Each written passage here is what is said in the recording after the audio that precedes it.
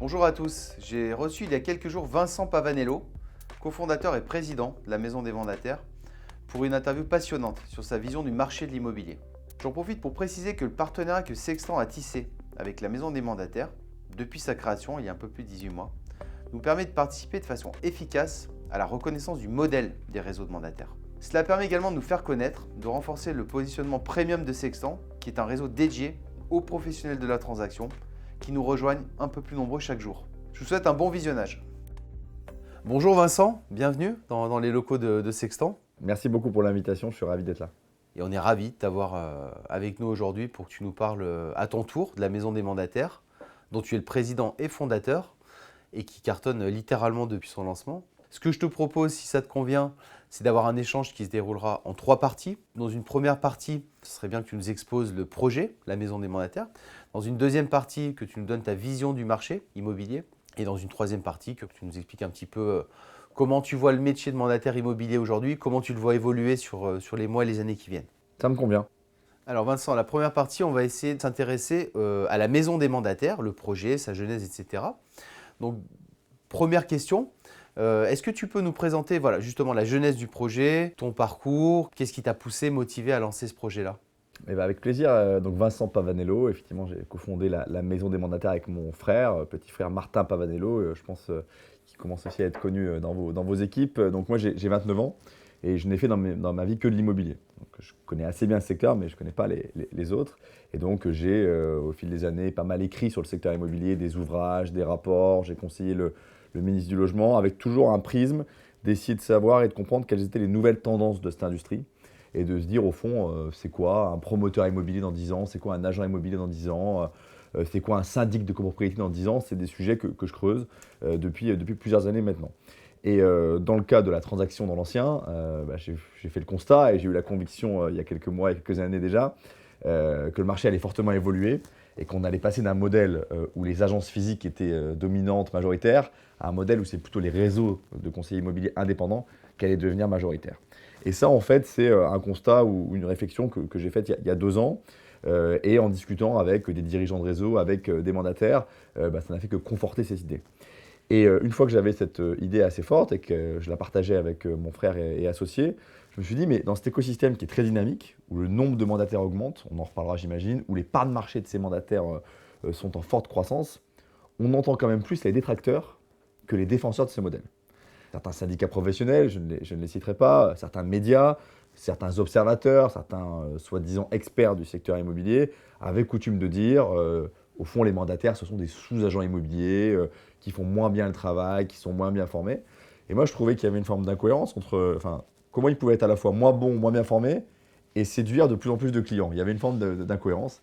Et donc, c'est pour ça qu'on a souhaité créer la Maison des Mandataires, un média où on allait parler en bien, où on allait faire la pédagogie de ce qu'était le métier de mandataire immobilier. La Maison des Mandataires, c'est un média spécialisé sur cet écosystème des réseaux de mandataires via un site web sur lequel on peut retrouver un comparateur, un simulateur de revenus, pas mal d'informations sur le métier, une page YouTube qui est très suivie avec beaucoup de contenu vidéo sur le fonctionnement de nos réseaux. Et puis évidemment, beaucoup de gens, je sais, nous suivent, nous lisent, une newsletter hebdomadaire qui là aussi a eu un certain succès puisqu'on est suivi par des milliers de mandataires aujourd'hui, newsletter qui arrive le mercredi matin. Tous ces médias ont un seul but, ou disons peut-être 2 buts, expliquer le métier et puis le défendre, en faire la promotion et expliquer en quoi il correspond à des aspirations profondes dans la société française. Ok, c'est très clair, merci. Alors, deuxième question Vincent, la Maison des Mandataires aujourd'hui. Quel bilan tu fais après ces 15 mois d'activité? Est-ce que tu peux également nous rappeler les grandes missions de la Maison des Mandataires? Alors, aujourd'hui, on a 36 réseaux qui sont partenaires de la Maison des Mandataires, dont les 10-15 plus gros. On a coutume de dire que nos réseaux partenaires représentent 98,5% des mandataires. Donc, en réalité, la plupart ou quasi la totalité des mandataires sont présents, sont partenaires de la Maison des Mandataires. Ça te parlera et tu ne me contrediras pas si je rappelle à cette antenne que les dirigeants de réseau ne se connaissaient pas vraiment bien entre eux. Et nous, on a coutume de dire que pour défendre des combats communs, il faut déjà se connaître, s'apprécier, se respecter et puis essayer d'avancer ensemble. Donc, un de nos gros enjeux, c'était de dire fédérons cet écosystème. Nos détracteurs, et en tout cas les dirigeants d'agences ou des réseaux d'agences physiques, non seulement ils se connaissent bien, mais souvent ils appartiennent au même groupe. Donc en réalité, ils sont très soudés. Et demain, chez Guy Hockey, chez La Forêt, chez Century 21, ils n'ont pas de difficulté à se mettre ensemble pour mener des combats communs. Et il était impératif que côté mandataire, on ait aussi le parallèle. Donc ça a été un de nos premiers objectifs. On l'a atteint. Ensuite, je dirais trois choses qu'on a réussi à faire cette année. D'abord, beaucoup de contenus qui ont été pas mal lus. Le livre blanc, qui est sorti il y a 1 an et demi, qui a été beaucoup lu, qui était, je le rappelle, le premier exercice de pédagogie de transparence sur le métier de mandataire. Combien de mandataires, quelle part de marché, comment fonctionnent les réseaux, répondre à pas mal d'idées reçues sur, oui, ils respectent la loi gay comme une agence physique. Enfin, en tout cas, un certain nombre de choses qu'il fallait rappeler. On a sorti un guide du futur mandataire qui a aussi très bien marché. On a sorti un baromètre cette année des mandataires. Donc chaque mois de mars, vous pourrez suivre la sortie d'un baromètre qui a pour vocation de mesurer l'évolution de notre écosystème. Combien de mandataires d'une année sur l'autre? Est-ce que les parts de marché ont augmenté? Est-ce que le nombre de transactions moyens par mandataire a augmenté ou diminué? On suit ces indicateurs au plus près, là aussi pour apporter de la transparence. Le deuxième point, c'était être présent dans les médias généralistes, c'est-à-dire au-delà de notre média à nous. Comme je l'ai dit, on entendait beaucoup les détracteurs de notre écosystème, qui avaient les médias grands ouverts, un peu moins les défenseurs. Je pense que cette année, on a un peu rééquilibré les choses. On a eu, moi je suis allé dans à peu près tous les médias possibles et imaginables pour expliquer le modèle, en défendre la proposition de valeur. Et on est allé sur le Figaro, on a fait des choses sur Le Monde, on a eu une grande page quand même dans les Échos, ce qui était quand même un grand succès, je pense.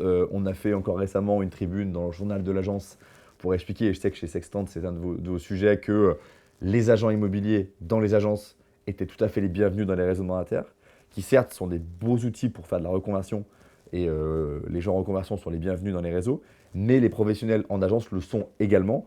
Et avoir fait une tribune dans le journal de l'agence pour expliquer cette position, je pense que c'est important. Et le troisième axe, et là aussi on l'a fait ensemble, une présence et une visibilité auprès des pouvoirs publics, et notamment à plus haut niveau, puisqu'on a eu l'occasion, on était ensemble avec toi Brice, d'aller rencontrer la ministre du Logement en décembre 2021 pour lui expliquer notre modèle. Et j'avais eu un retour par ailleurs de son directeur de cabinet qui était très favorable sous le thème c'était intéressant, on a mieux compris comment vous fonctionnez. Et nous, on pense que se faire connaître, c'est quand même la meilleure façon d'éviter que demain, on cherche à abîmer le modèle. Et donc, un des enjeux de la rentrée, c'est en septembre-octobre d'aller voir le nouveau ministre du Logement pour faire encore une fois ce travail de pédagogie, d'explication. J'allais dire au service des réseaux, puis au service des mandataires. Parce que nous, on pense que les mandataires sur le terrain qui se battent, ils méritent aussi d'être défendus, d'être présentés. Vous le faites en tant que tête de réseau, et on vient en soutien le faire en tant que maison des mandataires. Moi, mon objectif, le matin quand je me lève, c'est comment cet écosystème il peut être plus gros, plus fort, plus dynamique, et donc comment on peut s'assurer que personne n'a envie de le freiner. Troisième et dernière question de cette première partie. Quels sont les projets de la maison des mandataires sur les mois, les années à venir? Quelles sont tes ambitions également? Je vais repartir de la vision, parce que c'est bien la vision qui après se décline en plan d'action. Et nous, notre conviction très forte et notre vision, c'est qu'un jour, cet écosystème des réseaux de mandataires atteindra 50% de part de marché. Autrement dit, une vente sur deux qui sera intermédiée le sera par un mandataire indépendant, et une sur deux le sera par un agent dit plus traditionnel. Et nous, notre enjeu, c'est comment on accompagne ce mouvement. Et donc, tout ce qu'on va décliner dans les prochains mois, dans les prochaines années, parce que c'est un projet de long terme, ça va être dans cet objectif-là. Parmi les quelques axes qu'on va avoir de développement, à la rentrée, on lance une grande campagne de communication auprès des collaborateurs en agence pour leur expliquer comment fonctionnent les réseaux de mandataires. Je sais que c'est un point stratégique très fort chez Sextant, et votre dernière offre le montre, de s'adresser à ces gens-là. Moi, je dis souvent d'abord pour leur expliquer le modèle. Parfois, ils le connaissent assez mal en réalité, et ils en ont parfois entendu plutôt du mal de la part de leurs dirigeants, et c'est de bonne guerre. Donc, moi, je pense qu'il y a un gros effort de pédagogie à faire auprès des collaborateurs d'agence, négo salariés comme agents co, de dire voilà comment fonctionnent les réseaux de mandataires, voilà la diversité qu'il y a parmi les réseaux de mandataires, il y a plusieurs modèles de réseaux, et évidemment aussi, vous avez un intérêt, et on sait le démontrer, à nous rejoindre. Donc ça, c'est un axe de communication qu'on va avoir très fort. Un de nos autres axes de communication, c'est faire la démonstration qu'un des avantages des réseaux mandataires, c'est que vous pouvez y aller pour produire, pour faire des transactions, mais vous pouvez y aller aussi pour recruter les équipes, pour animer les équipes, pour les former. Et nous, on est convaincus à la maison des mandataires que dans un parcours d'agent immobilier, c'est plutôt sympa après 5 ans, 10 ans, ou en tout cas après une première partie de carrière, à faire uniquement de la transaction, de se dire maintenant j'ai beaucoup appris, je connais bien le métier, et dans mon organisation du temps, je vais passer peut-être 2 tiers de mon temps à continuer à produire, à aller capter des mandats, à les sortir, et puis 1 tiers de mon temps à former d'autres gens à faire ce magnifique métier d'agent immobilier. D'ailleurs, j'invite les mandataires sextantes qui organisent des événements ou qui font des rassemblements de mandataires ou d'écosystèmes à nous convier. Nous, on se déplace beaucoup bénévolement en France pour rencontrer les mandataires. On a fait beaucoup de conférences cette année. On a d'ailleurs fait un petit tour de France des mandataires là, depuis 6 mois, où on a rencontré, je pense, entre 3000 et 5000 mandataires en direct, en personne. Et donc, ça nous nourrit beaucoup et c'est très intéressant. Donc, sentez-vous très libre de nous proposer de venir vous rencontrer là où vous êtes sur le territoire national. On se déplace avec plaisir. Vincent, merci. Deuxième partie, première question. Est-ce que tu peux nous donner ton analyse du marché immobilier aujourd'hui, juillet 2022, et tes projections, l'évolution du marché d'après toi sur les mois et les années à venir? Sur le marché, moi je dis là, au moment où on se parle, à mi-juillet, que le pire n'est pas arrivé. On nous l'avait promis en 2020. À un moment du confinement, on a fait une année exceptionnelle, plus d'1 million de transactions. On nous l'avait promis en 2021 en disant vous allez voir ce que vous allez voir, la sortie de Covid, les confinements, tout ça aura des conséquences terribles. On a fait une année record à près d'1,2 million de transactions. Et puis on nous avait dit là aussi, en cette rentrée 2022 de janvier, avec la guerre en Ukraine, la hausse des taux, attention, c'est la catastrophe qui arrive.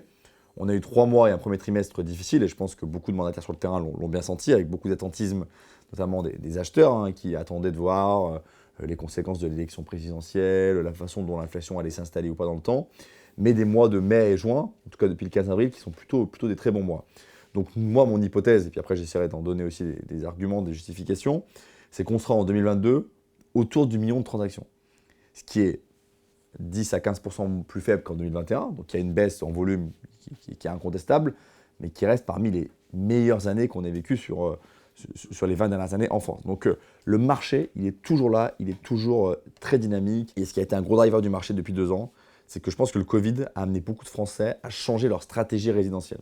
Là, on voit que depuis le Covid, beaucoup de gens se sont dit « je n'habite pas au bon endroit, je n'habite pas dans le bon logement, il est trop petit, il est mal placé, il n'y a pas d'espace extérieur, je ne peux pas télétravailler, etc. etc. » Donc moi, je pense que beaucoup de gens ont déjà changé leur stratégie résidentielle depuis 2 ans, mais je pense que beaucoup reste encore à faire.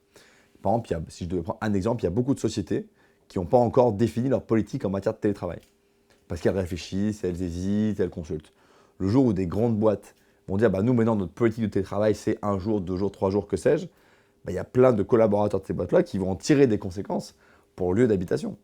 Et il y a beaucoup de chances que des fois ce soit puisque c'est 3 jours de télétravail par semaine, je peux habiter plus loin de mon lieu de bureau, etc. etc. À ça s'ajoutent des tendances de fond qui sont la décohabitation, le fait qu'il y ait de plus en plus de divorces. On peut le regretter d'un point de vue sociétal, mais d'un point de vue business, pour nous, c'est plutôt une accélération du nombre de transactions. Donc moi je pense que les gens veulent changer de logement, plus que jamais, qu'il y a une mobilité très forte et que ce phénomène-là, il ne va pas s'arrêter demain. Deuxième gros driver qui, à mon avis, reste, c'est qu'il y a beaucoup d'épargne. Ça a été dit, ça a été répété, le moment Covid, ça a été un moment où les Français ont moins dépensé par contrainte, puisqu'ils ne pouvaient pas partir en vacances, ils ne pouvaient pas aller dans les magasins, etc. etc.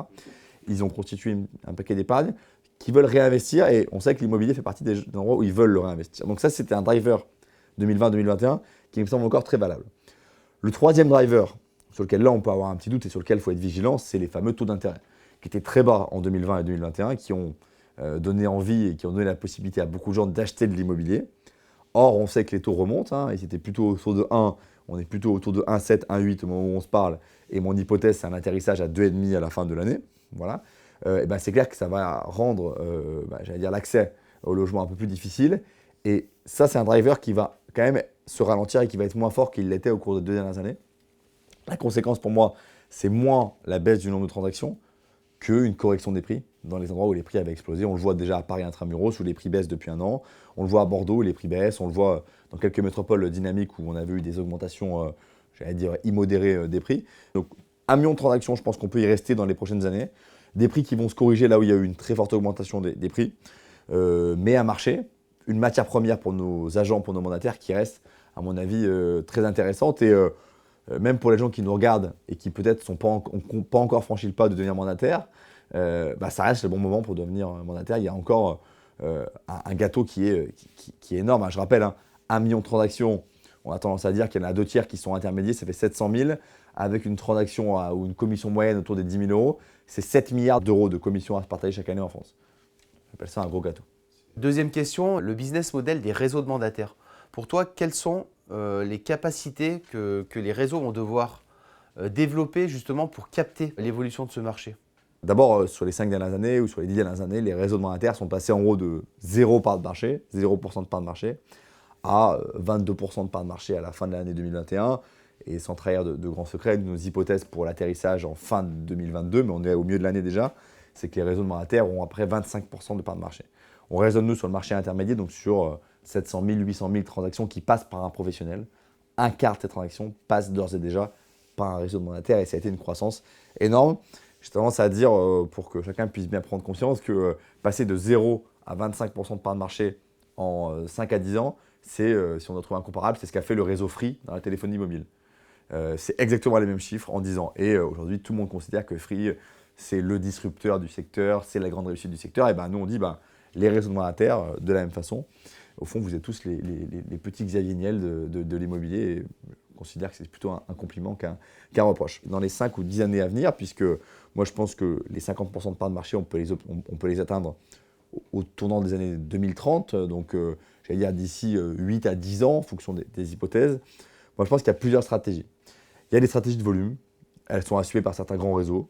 Je ne suis pas ici pour les critiquer. Vous les connaissez, je ne vais pas les citer. Donc, des réseaux qui sont déjà 5 000, 10 000, 15 000 et qui vont vouloir se développer avec un grand nombre. Et il y a une place pour cette stratégie-là et elle a démontré aussi qu'elle pouvait être pertinente. Donc, avec beaucoup de reconversions, aussi un peu de turnover parce que les gens ne trouvent pas tous leur place. Et puis, une massification sur le territoire, une grande densification du territoire. Il y a une autre stratégie, je crois que c'est celle de Sextant, de se dire en réalité, on peut aussi voir les choses différemment et se dire, nous, notre enjeu, c'est moins d'être 5 000, 10 000, 15 000 que d'avoir moins de conseillers du même réseau sur un territoire donné. Donc, je dirais pas une forme d'exclusivité, mais en tout cas, avoir les coudées un peu plus franches sur son territoire. Et c'est une stratégie aussi qui, à mon avis, permet d'atteindre ces chiffres-là. Parce que pour atteindre 50% de part de marché, il faut beaucoup de reconversion. Ça, c'est clair. Il faut faire venir beaucoup de nouveaux talents dans ce secteur. Mais il faut aussi que les talents qui existent dans ce secteur, qui sont notamment dans les agences physiques, j'en parlais, rejoignent des réseaux de mandataires. Donc on attire ces gens-là, qu'on leur fasse la pédagogie. Et ça, je crois que c'est une stratégie forte du groupe Sextant, de dire, t'es négo salarié dans une agence depuis 3-4 ans, tu commences à avoir des bons chiffres, t'en as marre peut-être de filer 70% des commissions au directeur d'agence, et puis au master franchisé, et puis au master franchisé qui est à 10 000 km d'ici. Le gros avantage des réseaux de mandataires, c'est qu'on a imaginé un système où en fait le lien, c'est tête de réseau mandataire et puis il n'y a pas d'autres intermédiaires. Donc ça marche quand même beaucoup mieux. Pourquoi les réseaux rémunèrent mieux les mandataires et pourquoi ils en font un argument fort de recrutement? C'est qu'il y a beaucoup moins de coûts fixes. Il n'y a pas ce réseau d'agences physiques très cher à organiser. C'est en réalité des pros de l'immobilier, des indépendants sur le territoire et puis des fonctions support centralisées. C'est beaucoup plus efficace d'avoir 25 personnes en fonction support dans un siège comme celui de Sextant et après de laisser les pros sur le terrain que d'avoir pour chaque pro ou pour un binôme de pros une personne du juridique, une administratrice et une personne à l'accueil. Donc le changement de business model qu'a permis les réseaux, ça a été très fort et ça c'est la première évolution dans le business model. La deuxième, et qui permet là aussi de rendre plus attractifs nos réseaux vis-à-vis des agences, c'est la possibilité laissée aux mandataires de développer leur équipe via un système de marketing de réseau qui n'a à mes yeux que des avantages et qui permet quand même d'améliorer les conditions de travail, de changer le quotidien, de créer du sens, de créer une logique de carrière. Et pour les personnes qui font l'effort de créer leur équipe, de l'animer, de générer des revenus que je n'appelle pas passifs, parce que je pense qu'ils ne sont pas du tout passifs. Il faut animer, recruter, construire, former, mais des revenus qui sont récurrents. Et ça, c'est quand même un vrai atout. Donc en termes de business model et puis d'évolution des parts de marché, voilà un peu ma vision du futur. On va passer à la troisième partie, Vincent, dans laquelle on va s'intéresser à l'évolution du métier de mandataire immobilier. Pour toi, qu'est-ce qui fait aujourd'hui qu'un mandataire réussit? Quels sont les facteurs clés de succès, les bonnes pratiques qu'un mandataire doit maîtriser aujourd'hui pour réussir dans ce métier-là? Je suis très content que tu me poses cette question et j'ai envie de dire que la réponse que je vais te faire, c'est peut-être la chose à retenir de notre entretien parce que c'est vraiment une conviction très forte que j'ai appris dans mes rencontres avec ces 5000 mandataires, mais aussi dans mes rencontres avec les top vendeurs. Parce que tu sais qu'on a une série, d'ailleurs, on va bientôt interviewer le top vendeur de Sextant. Sur notre page YouTube, vous pouvez la retrouver, où on interroge les top vendeurs de tous nos réseaux partenaires. Et ces top vendeurs, ils ne viennent pas faire la promotion de leur réseau, ils viennent expliquer comment ils ont réussi à atteindre 500, 600, 700, 800, 900 000 euros de commission par an tout seul. Je vais résumer en une phrase. Ce ne sont pas des extraterrestres. Ils ont 2 bras, 2 jambes, ils dorment la nuit, ils mangent comme nous, ils ont des familles comme nous, et surtout, ils utilisent les mêmes techniques que tous les mandataires. Il n'y a pas de secret de sauce. Quand je finis l'interview que je fais d'un top vendeur, je ne me dis pas « Ah bah oui, lui, il fait ça que les autres ne font pas ». Ils font la même chose que les autres. Donc, ce point-là, c'est de dire « C'est possible de le faire ». Par contre, ils ont un mindset un état d'esprit, une culture d'agent immobilier qui est meilleure que les autres. Et c'est là-dessus qu'ils font la différence. Ils vont faire du porte-à-porte, ils deviennent copains avec le boulanger du coin, ils connaissent les concierges de leur quartier, enfin les trucs classiques que vous apprenez, j'imagine, chez Sextant à vos conseillers. Ils ont les mêmes outils, ils font de la visite 3D ni plus ni moins que les autres, ils font vraiment la même chose. Par contre, et c'est pour ça qu'il faut regarder ces interviews pour vraiment comprendre, ils sont d'abord très focus. C'est des gens, et c'est souvent ça qu'ils nous expliquent en interview, quand ils ont défini une stratégie, ils n'en dévient pas. Je prends un exemple d'un conseiller d'un autre réseau qui fait 800 000 euros par an, qui fait 80 transactions par an. Il m'a dit, il y a 10 ans, j'ai compris que la prospection téléphonique, ça marchait entre midi et 2. Pendant 10 ans, j'ai jamais changé de stratégie. J'ai jamais fait de prospection en dehors de midi et 2, et j'ai jamais déjeuné avec un ami entre midi et 2 pendant la semaine. Ça, pour moi, et pour nous, c'est vraiment le signe d'un conseiller immobilier qui se dit, ok, j'ai trouvé une technique qui marche, je ne la remets pas en cause toutes les semaines. Ça, c'est très important. Donc, quand je parle de mindset, c'est ça. Un deuxième exemple, c'est sur la confiance que je dois inspirer auprès de mes vendeurs. Les top vendeurs qui font 80 ventes par an, 70 ventes par an, 50 ventes par an, leur quotidien, c'est quand même de manquer des affaires, par définition. Parce que pour en faire autant, ils en sourcent 3 fois plus. Et comme tous les conseillers, ils en convertissent 1 sur 2, 1 sur 3, ça dépend des territoires et des personnes. Mais au fond, ils ont beaucoup de pertes. Un conseiller d'un grand réseau qui est dans l'Ouest parisien qu'on a interviewé, il dit 2 à 3 fois par semaine, je perds un mandat. En tout cas, que je pensais avoir, que je n'ai pas eu. J'ai un acheteur qui finalement n'a pas eu son financement. Enfin, les problèmes et les tracas quotidiens que tous les mandataires ont chez Sextant comme ailleurs. Il dit, mais la différence que j'ai par rapport à un autre, c'est que si un jeudi matin, je perds 2 mandats, ça n'influera pas du tout sur mon rendez-vous R1 du jeudi après-midi. Je ne suis jamais démoralisé. Je pense toujours que le rendez-vous le plus important, c'est celui qui vient et pas celui que je viens de manquer. Et ça me donne une confiance en moi. Et le vendeur se rend compte de cette confiance. Et il a envie de me faire confiance parce qu'il voit que je me fais confiance. Et donc ça aussi, cette capacité à inspirer confiance, comment dire, c'est écrit dans aucun livre. Il n'y a pas de recette magique entre un bon conseiller et un mauvais conseiller, sans refaire le sketch des inconnus sur le bon chasseur et le mauvais chasseur, mais ce n'est pas les outils, ce n'est pas les méthodes telles qu'elles sont écrites, c'est comment vous les appliquez, avec quelle discipline, quelle rigueur, quel enthousiasme vous les appliquez. Mais si vous le faites, n'importe qui peut faire 20 transactions par an. Enfin, moi, c'est vraiment ma conviction. Donc ça, pour répondre à ta question, voilà ce que j'apprends et ce que j'ai appris auprès des top conseillers. Deuxième question que je voulais absolument te poser, comme tu le sais, le métier de conseiller en immobilier a énormément évolué cette dernière décennie. Il y a eu l'arrivée d'Internet, c'est très digitalisé aujourd'hui. On est en pleine révolution à ce niveau-là. Ça continue à évoluer très vite, de plus en plus vite. Ça m'intéresse de savoir comment tu vois ce métier évoluer dans les 5-10 années à venir. Moi, je dirais qu'il y a trois tendances de fond qu'on observe déjà depuis quelques années, mais qui, à mon avis, vont s'amplifier dans les années à venir. Bon, évidemment, le digital. Vous avez des clients qui sont habitués à consommer des services par ailleurs qui sont très digitalisés. Ils se font livrer à manger avec leur smartphone, ils achètent leur assurance habitation sur Internet. Enfin, je ne vous apprends rien en disant ça. Il n'est pas totalement impossible qu'ils s'attendent au même niveau de service et à la même qualité de service quand ils font appel à quelqu'un qui va leur coûter, en tout cas le service va leur coûter plusieurs milliers d'euros, le service d'un mandataire immobilier. Donc là-dessus, évidemment, les prises de rendez-vous, elles se feront de plus en plus en ligne avec des agendas partagés. Évidemment, le suivi de la transaction, ça nécessitera une transparence sur où on en est, où sont les documents, le notaire a-t-il été saisi, pas saisi, qui est en train de travailler. Ça, je pense qu'il y a une grosse demande de transparence. Et puis aussi, en termes de commercialisation, on va avoir de plus en plus de visites 3D et d'éléments qui apportent de la transparence de l'information sur le bien. Mais ça, c'est digital. Je sais que chez Sextant, vous êtes très sensible à ce sujet, donc j'y passe relativement rapidement, mais évidemment, c'est un métier qui est de plus en plus digital. Deuxièmement, je pense que les mandataires qui ne deviendront pas des experts immobiliers sont condamnés à faire soit pas de transactions, soit des transactions pas vraiment intéressantes. C'est-à-dire des tout petits biens, très faciles à vendre, sur lesquels il y a très peu de valeur ajoutée, mais qui à mon avis ne sont pas le cœur du marché. Quand je dis devenir des experts immobiliers, moi j'ai coutume de dire, si dans votre entourage, 500 personnes de votre entourage, vous imaginez un peu votre famille, vos amis, les amis de votre association, vos contacts Facebook, disons 500. Si une personne de ces 500 se pose une question quant à son projet immobilier ou quant à son immobilier tout court, et ne vous sollicite pas pour avoir une réponse, c'est que vous avez mal fait votre boulot. Et quand je dis une question immobilière, c'est évidemment j'ai envie de vendre, et je peux pas dire, mais ça c'est le plus simple. Mais ça peut être j'ai envie d'acheter. Est-ce que c'est une bonne idée d'acheter à Saint-Étienne plutôt qu'à Lyon? Est-ce que c'est une bonne idée d'acheter plutôt une maison individuelle qu'un appartement? pour les travaux. Tiens, je suis chez moi, je sais que je vais vendre dans 2-3 ans, et là je me pose la question de faire la véranda maintenant. Est-ce que tu penses que c'est une bonne idée de la faire maintenant? Si vous ne posez pas cette question à vous avant de prendre cette décision, c'est que vous n'avez pas fait votre boulot. Mais c'est vrai pour le DPE, c'est vrai pour son assurance habitation, c'est vrai pour sa location Airbnb.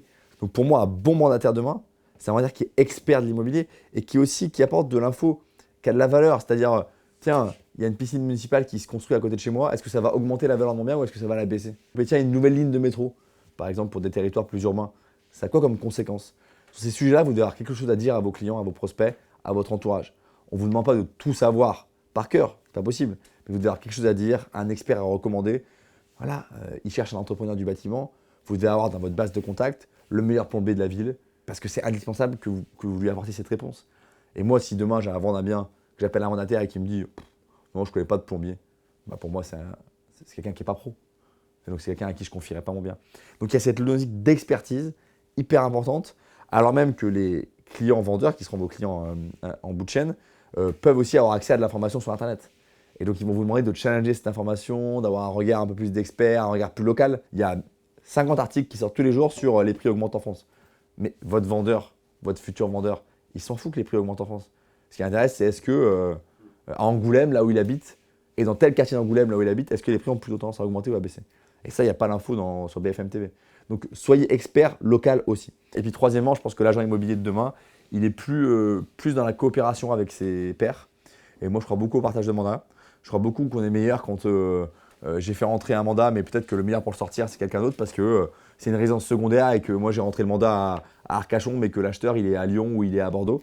Et donc, je le connais peut-être moins bien. Et donc, partageons du mandat au sein des réseaux. Je pense que c'est quelque chose sur lequel vous travaillez chez Sextant, mais aussi de manière inter-réseau, c'est-à-dire entre réseaux de mandataires. Donc, le conseiller immobilier, le mandataire de demain, il est plus digitalisé évidemment. Il est beaucoup plus expert qu'aujourd'hui. C'est un touche-à-tout de l'immobilier. Je crois beaucoup à ça. C'est un couteau suisse de l'immobilier. C'est un coach immobilier. Je crois beaucoup à ça. Et puis, c'est quelqu'un qui partage plus volontiers ses mandats et son expertise. Vincent, on arrive à la fin de cet entretien. Dernière question, quel conseil tu pourrais donner à quelqu'un qui souhaite se lancer, se reconvertir dans ce métier aujourd'hui? D'abord, je te dirais, choisis bien ton réseau. On a une grande chance, c'est que les réseaux sont différents. Et donc, regardez les différents réseaux, parlez avec des mandataires de ces réseaux, parlez avec les têtes de réseau, appelez les sièges, renseignez-vous. Mais ne choisissez pas à la va-vite votre réseau. Voilà. Choisissez pas le plus grand parce qu'il est le plus grand, le plus petit parce qu'il est le plus petit, celui qui reverse le plus de commissions.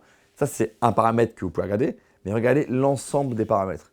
Est-ce qu'il y a des gens au siège qui vont m'aider? Quelle est l'offre de formation? Est-ce que je vais pouvoir créer mon équipe? Quel est le niveau de rémunération? Évidemment, c'est important, etc., etc., etc. Une fois que vous l'avez choisi, j'allais dire, formez-vous de deux façons. D'abord, utilisez les contenus et les formations qui sont mis à disposition par vos réseaux. Tous les réseaux ont fait des gros progrès là-dedans et dans ce domaine, et donc c'est plutôt bien. Deuxièmement, parlez avec des bons mandataires. Dans tous les réseaux, chez Sextant, c'est le cas. Je pense que si vous envoyez un mail au siège quand vous venez d'entrer dans le réseau, tiens, c'est quoi les 2-3 bons conseillers de ma région que le réseau Sextant me conseille d'aller voir et d'aller passer une après-midi avec eux, mais faites-le. Et je dirais même accompagnez ces gens-là dans leur rendez-vous prospect. Accompagnez-les dans leur rendez-vous de découverte acheteur. Moi, je ne connais pas d'agents immobiliers qui ne sont pas heureux de partager leur façon de travailler. C'est très glorifiant, c'est très flatteur. Ça fait plaisir de se dire, tiens, j'ai quelqu'un de plus jeune dans le métier qui m'accompagne pendant une journée. Donc, faites-le, apprenez des meilleurs. Si vous passez du temps avec des bons conseillers, vous devrez avoir un bon conseiller. Parce que vous allez voir comment ils travaillent, comment ils interagissent avec les acheteurs, les vendeurs. Donc moi, c'est vraiment un de mes conseils. Identifiez les 3-4 bons conseillers dans votre région et suivez-les dans des stages découvertes de 1 jour ou 2 jours. Et puis, demandez-leur de l'aide, considérez-les comme vos parrains. Après, si vous êtes jaloux des bons, ça ne marche pas. Hein. Ça, c'est quelque chose de très important. Moi, je l'ai vu chez les mandataires. Hein. Moi, je connais des mandataires qui critiquent l'autre mandataire parce qu'il y a plus de ventes. En disant oui, mais lui, il prend n'importe quel mandat. Oui, mais lui, il est sur un bon territoire. Oui, mais lui, il est copain avec un tel. Ah, mais oui, lui, il tire tous ses mandats parce qu'il est dans tel assaut. Et alors, le business, c'est quoi? C'est d'avoir le plus de mandats possible. Donc, soit vous êtes jaloux et vous réussirez rien. Soit vous dites, lui, s'il est bon, c'est qu'il y a des raisons. Et donc, je vais passer du temps avec lui. Donc, nous, vraiment, le message, c'est passer du temps avec les bons conseillers. Et la chance qu'on a, c'est qu'il y en a plein des très bons conseillers. Et là, vous allez apprendre, mais à vitesse grand V. Il n'y a aucune chance que vous n'y arrivez pas. Et puis, travaillez sur votre mindset. Faites-vous mal. Donnez-vous des coups de pied au derrière, comme on dit. Moi, je crois quand même à l'idée que se prendre pour un pro, c'est une bonne façon de devenir un pro. se convaincre qu'on est un bon, qu'on est un expert, qu'on est un professionnel, qu'on inspire confiance, c'est une bonne façon de le devenir. Et donc, pour ceux qui sont en reconversion, pour ceux qui sont encore, j'allais dire, jeunes dans le métier, si vous passez votre temps à vous dire je suis pas bon, j'ai pas d'expérience, mon territoire il est pas le bon, mon réseau c'est pas le meilleur, mes outils sont pas adaptés, il y a peu de chances que vous réussissiez à faire des choses. Si vous vous levez le matin en disant non, non, je suis un bon, j'ai compris le métier, je sais le faire, j'ai participé aux formations, j'ai suivi les très bons de mon réseau, je suis bon, et ben je peux vous dire que quand vous allez à un rendez-vous en R1 ou en R2, le gars en face ou la personne qui a à vendre, qui veut vendre son bien, va se dire en face de moi j'ai un pro qui a confiance en lui, donc j'ai confiance en lui. Donc ça c'est peut-être le dernier conseil, travaillez sur votre mindset et ayez confiance en vous. Vincent, qu'est-ce qu'on peut te souhaiter à toi et à travers toi, à la Maison des Mandataires sur les mois et les années qui viennent? À moi de l'énergie, j'en ai beaucoup et j'espère que j'en aurai pour longtemps parce qu'il y a beaucoup de choses à faire dans cet écosystème. À la Maison des Mandataires, une visibilité toujours plus grande, un public touché toujours plus large parce qu'on a beaucoup parlé, on parle aux gens en reconversion, on parle aux professionnels de l'immobilier, mais demain, ça fait partie des projets, j'espère qu'on parlera aussi au client final. Parce que moi j'ai envie d'expliquer au client final que confier son bien à un mandataire versus un agent immobilier, c'est pas aussi bien, c'est mieux. Et je pense que là, il y a un énorme travail de conviction. Les marques des réseaux sont beaucoup moins connues que les marques des franchisés physiques que j'ai citées tout à l'heure. Donc là, il y a un gros boulot. Donc ça, c'est ce que je souhaite à la Maison des Mandataires. Ce que je souhaite à l'écosystème des réseaux, c'est de continuer à se développer, de monter en compétences, on l'a dit, en expertise, etc. Et puis ce que je souhaite au réseau Sextant, c'est de faire partie des réseaux, mais j'ai aucun doute là-dessus, qui seront les réseaux gagnants de demain, avec ton modèle, avec votre modèle. L'idée, c'est pas de copier le modèle des autres, mais d'être dans votre modèle le meilleur. Et je pense que si vous faites ça, vous serez très heureux, vous aurez des conseillers heureux, et puis ce sera une très belle aventure entrepreneuriale. Voilà un peu ce que je vous souhaite. Vincent, merci pour toutes ces réponses, pour toutes ces informations, pour ta vision qui est précieuse pour nous et pour tous ceux qui s'intéressent au monde de l'immobilier de manière générale. C'était un plaisir de te recevoir ici dans les locaux de Sextant. Je te souhaite une excellente continuation à titre personnel pour la Maison des Mandataires de manière générale et je te dis à très bientôt pour de nouvelles aventures. Avec plaisir, merci pour l'invitation. À bientôt Vincent.